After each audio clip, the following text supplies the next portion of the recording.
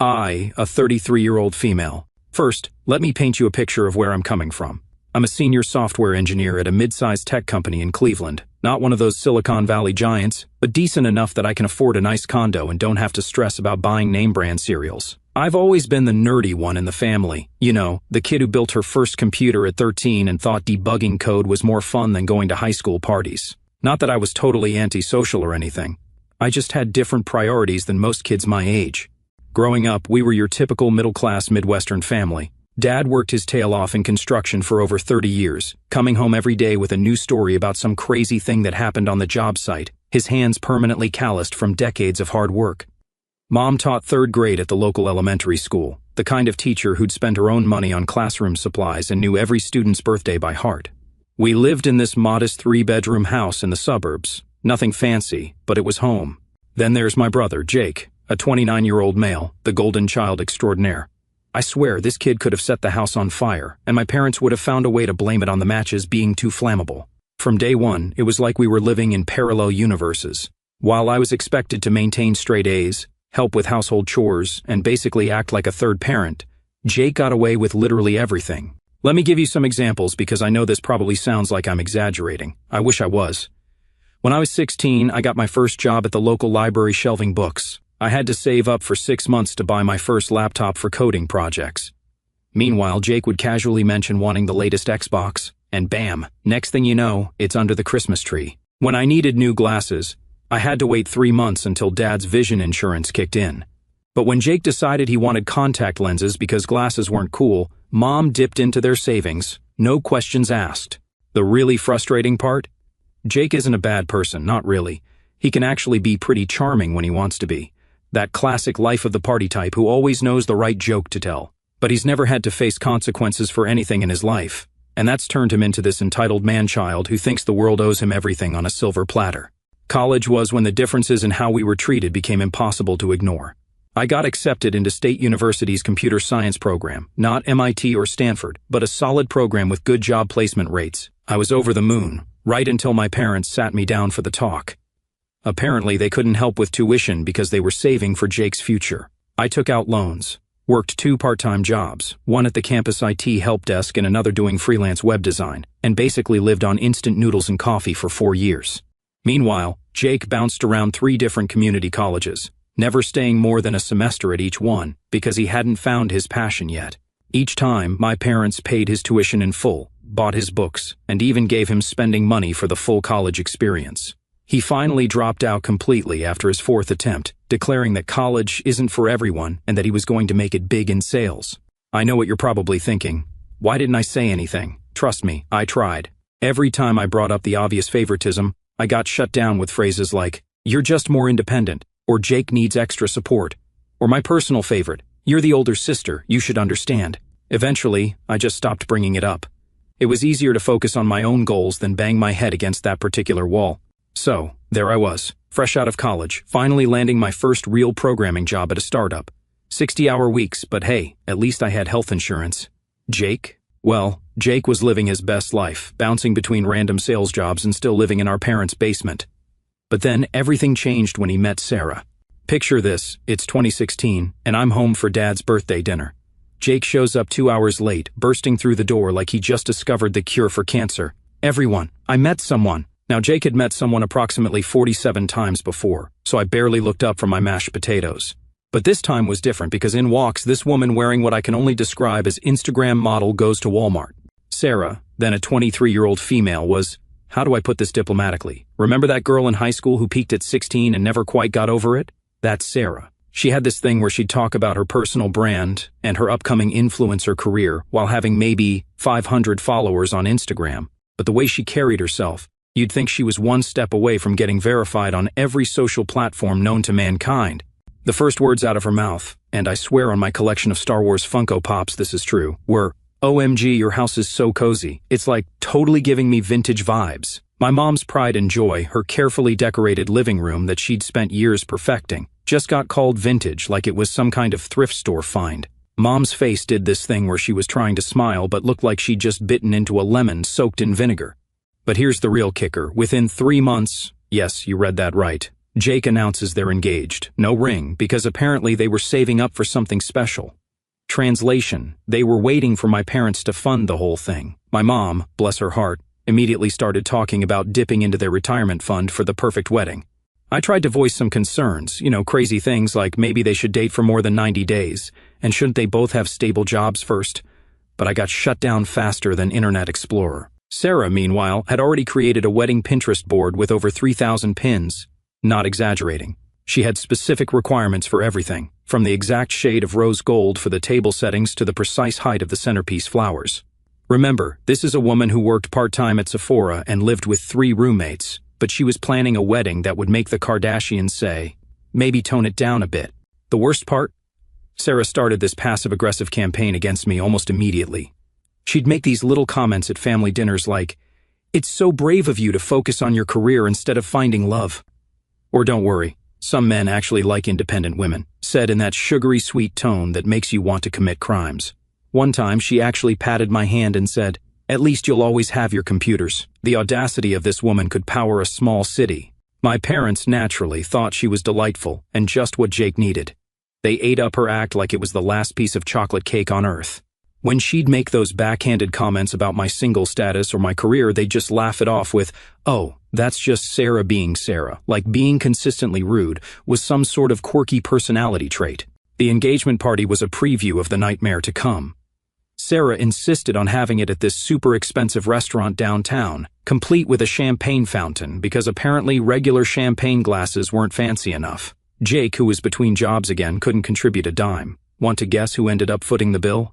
Yep, my parents took out a loan, for an engagement party. I remember sitting there, watching Sarah hold court like some discount royalty, thinking, this cannot possibly get worse. Oh, sweet summer child past me had no idea what was coming. The engagement party was just the appetizer in this 5-course meal of chaos. That night, my mom pulled me aside and asked if I'd consider being a bridesmaid. Before I could answer, Sarah swooped in and said, "Oh, don't worry about it. I wouldn't want to stress you out with all the dress fittings and parties. Plus, the bridesmaid dresses might not come in your size." I wear a size 8. The dresses came in up to size 24. But sure, Sarah, tell me more about how you're just looking out for me. Sarah transformed into the final boss of Bridezillas. She literally, and I mean literally, made a PowerPoint presentation for my parents about why they needed to spend at least $50,000 on her dream wedding. Her reasoning? Jake and I are going to be influencers, and these photos will launch our brand. I wish I was making this up. The venue she picked was this ridiculous historic mansion outside Cleveland that cost more per hour than I made in a week at my first programming job. When my mom gently suggested something more affordable, Sarah burst into tears and said, "But I've already announced it on Instagram. I can't disappoint my followers." Those mysterious followers must have been invisible because, last time I checked, her most popular post was a blurry photo of her Starbucks drink with 43 likes. Now, here's where things get really wild. My parents, who had been telling me for years that they were carefully saving for retirement, suddenly revealed they had a special occasion fund. Plot twist, it was their actual retirement savings. They emptied their 401k, paid the early withdrawal penalties, and took out a second mortgage on their house, all for one single day. The dress saga deserves its own paragraph. Sarah didn't just buy a wedding dress, she bought 4. Yes, you read that right, 1 for the ceremony, 1 for the reception, 1 for the sunset photos, and 1 for the exit. Each dress cost more than my first car. When I pointed out that she'd only wear each dress for a few hours, she looked at me like I'd suggested she get married in a trash bag and said, "Well, some of us care about creating magical moments." This from someone who still had an outstanding balance on her Forever 21 credit card. The day of the wedding was like watching a slow-motion train wreck while being forced to wear a hideous dress that Sarah definitely picked to make all the bridesmaids look bad.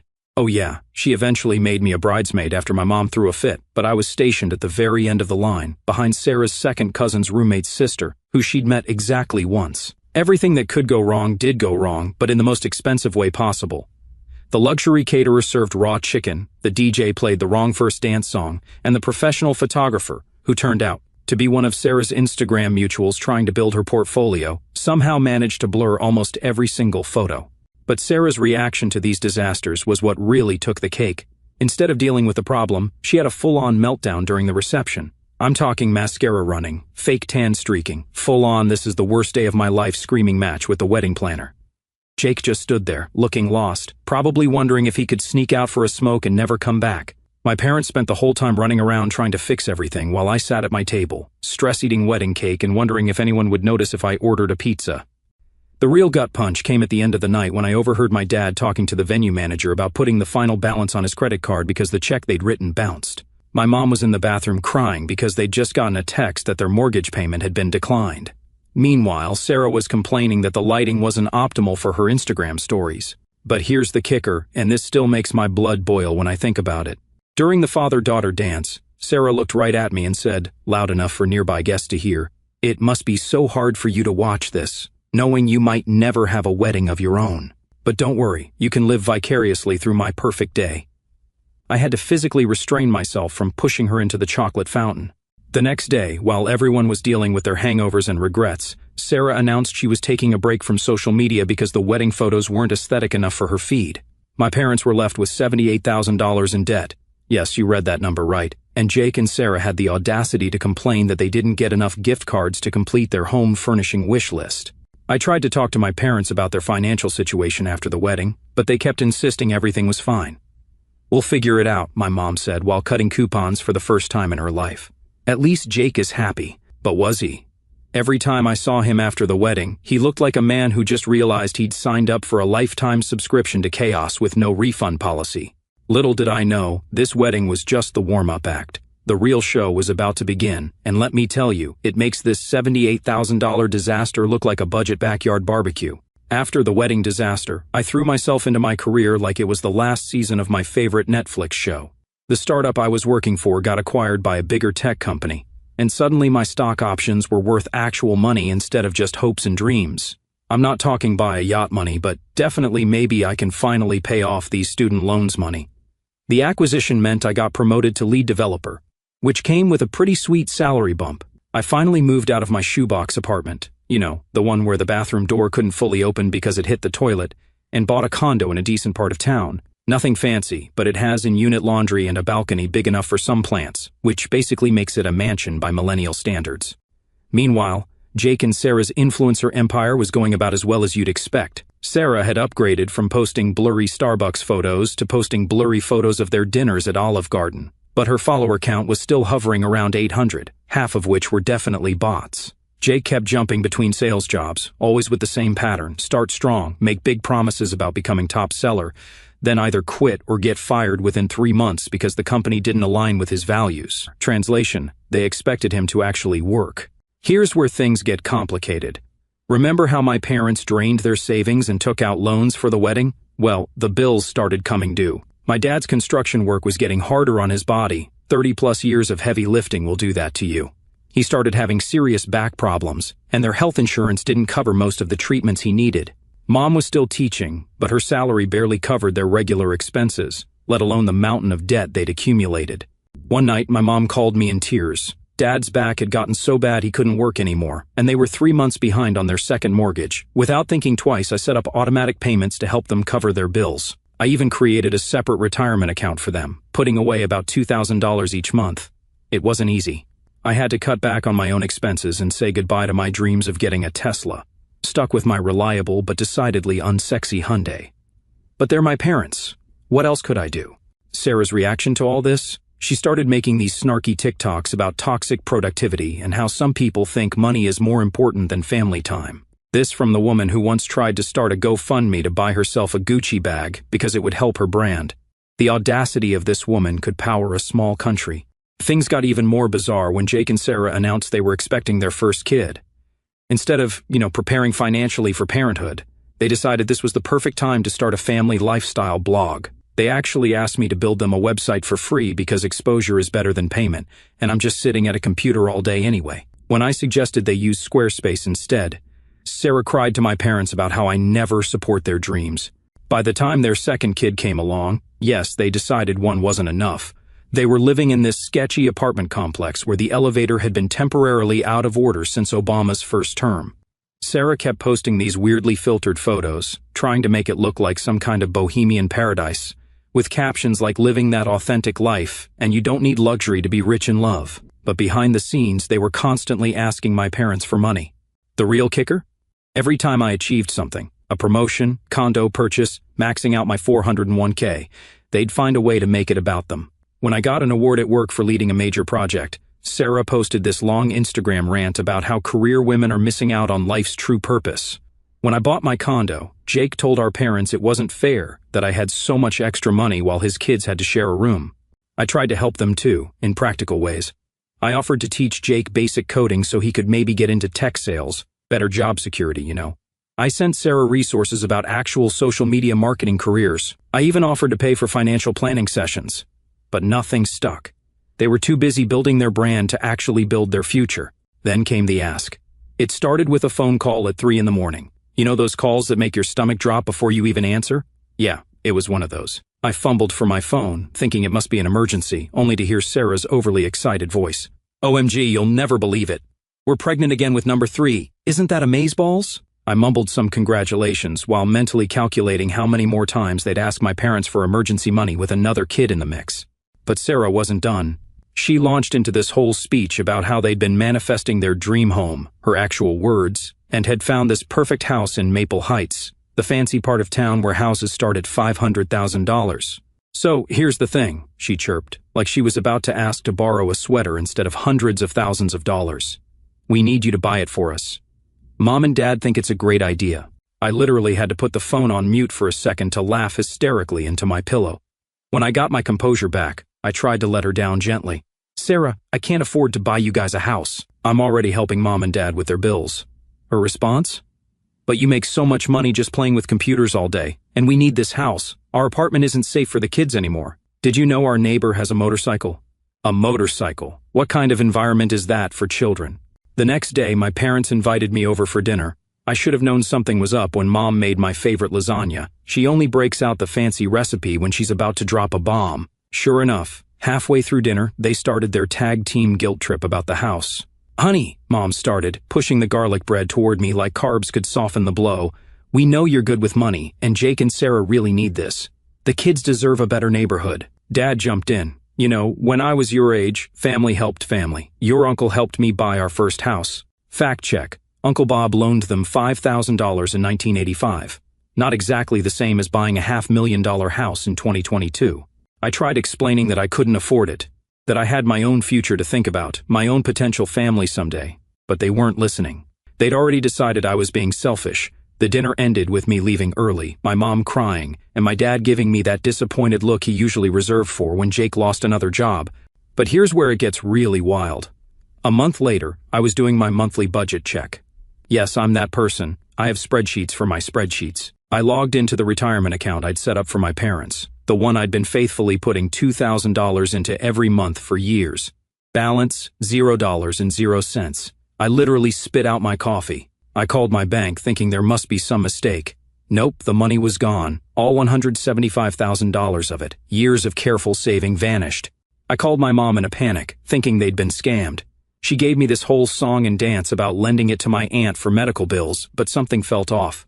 I called my aunt. Surprise, she had no idea what I was talking about. Finally, I confronted my parents in person. Mom broke down crying, she does that a lot, have you noticed? And admitted they'd given the money to Jake and Sarah for a down payment on their dream house. Let me repeat that. They took the money I had saved for their retirement and gave it to my brother for a house he couldn't afford. I lost it. Like, completely lost it. Our management system, you out of your minds? I screamed.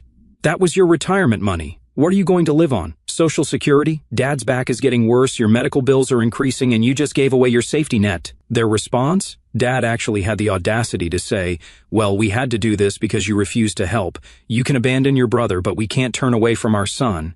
I felt like I was in the Twilight Zone. These people had watched me scrimp and save for years to build them a retirement fund. They'd seen me drive an old car, live in a modest condo, skip vacations. Also, they'd be secure in their old age. And they just gave it away to Jake and Sarah, who had never shown an ounce of financial responsibility in their lives. Mom tried to calm me down, saying they had no choice because Jake and Sarah needed the house for the children. She even tried to guilt me by saying, you're single, you don't understand what it's like to have kids. I stormed out, but not before delivering my ultimatum. Either they get the money back, or I'm done. No more monthly support, no more paying their bills, no more bailing them out.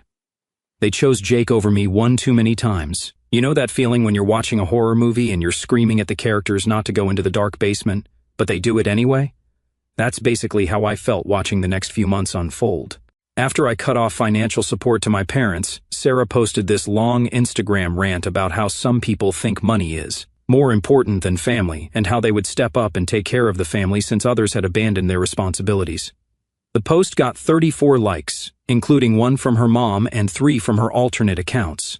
At first, they actually seemed to be making it work, or at least that's what it looked like on social media. Sarah was posting daily updates about their blessed life in their new house, complete with perfectly staged photos of their morning routine, which apparently involved drinking coffee on their fancy new front porch while wearing matching pajamas. She even started a YouTube channel called Living Our Best Life with the Williamsons, which peaked at 127 subscribers.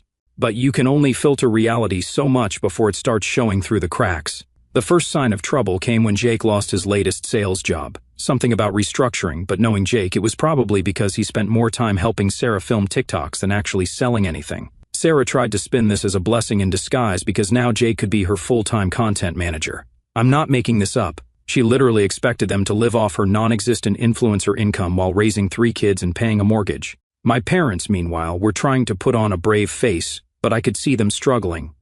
Mom started selling her beloved antique collection piece by piece on Facebook Marketplace. Dad's back got worse, but they couldn't afford his physical therapy anymore. They kept insisting everything was fine, that Jake and Sarah were helping out, but their utilities got shut off twice in 1 month. I found this out from our neighbor, Mrs. Peterson, who let them run an extension cord to her house so their food wouldn't spoil. Yeah, it was that bad. About 4 months in, the wheels really started coming off.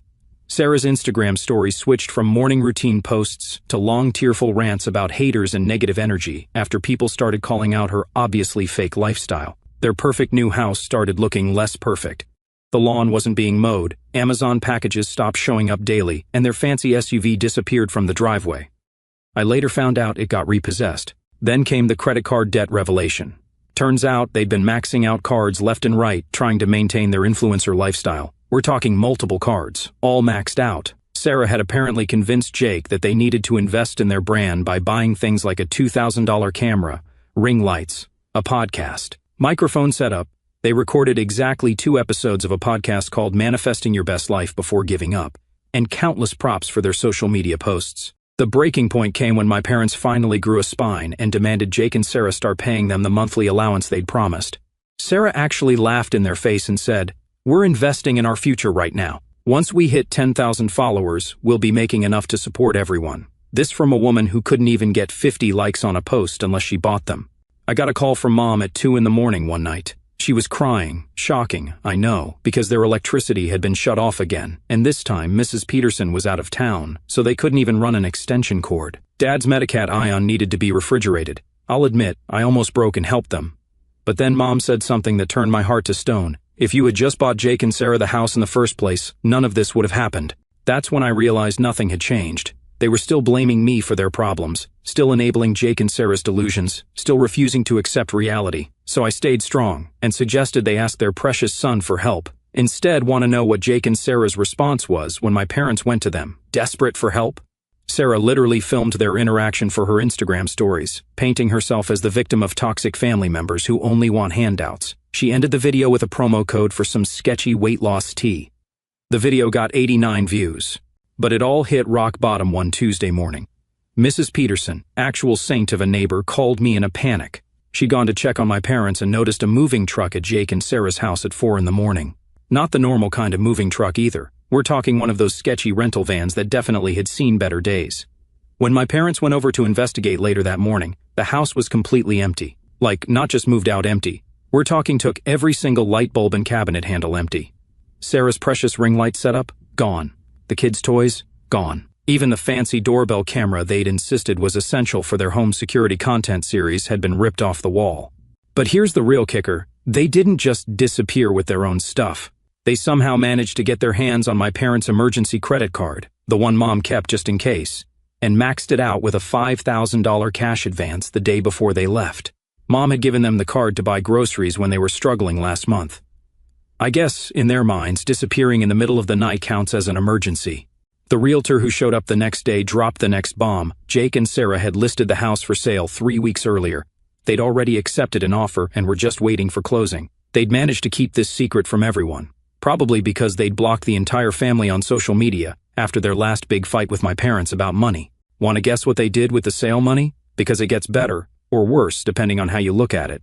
They not only pocketed the down payment my parents had given them, my retirement savings, but they also somehow convinced the buyers to pay in cash and wire the money directly to their account instead of going through the proper channels. The real estate agent was furious. Apparently, they'd spun some story about needing the money quickly for a family medical emergency. She only found out about the sketchy deal when she showed up to do the final walkthrough and found the house abandoned. The buyers are now threatening to sue everyone involved, which is just the cherry on top of this disaster sundae. My parents were devastated, obviously, not just because their golden child had screwed them over again, but because they'd lost access to their grandkids too. Sarah's last Instagram post before deleting her account was a long rant about how they were leaving toxic energy behind and starting fresh, where their dreams could flourish. She tagged it as being in Miami, but knowing Sarah, that's probably just another lie. Here's where it gets really sad, though. My parents finally hit rock bottom.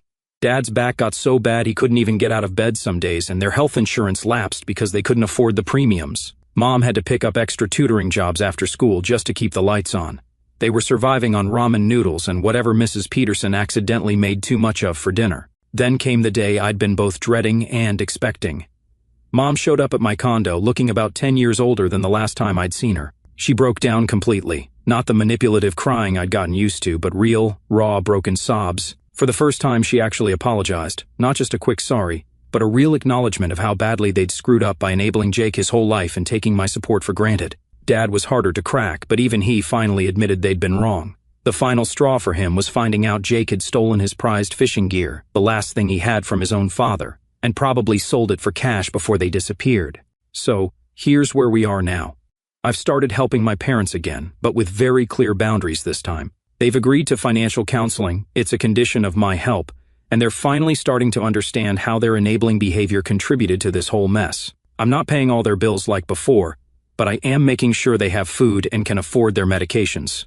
As for Jake and Sarah, they've completely vanished, changed their numbers, deleted all social media.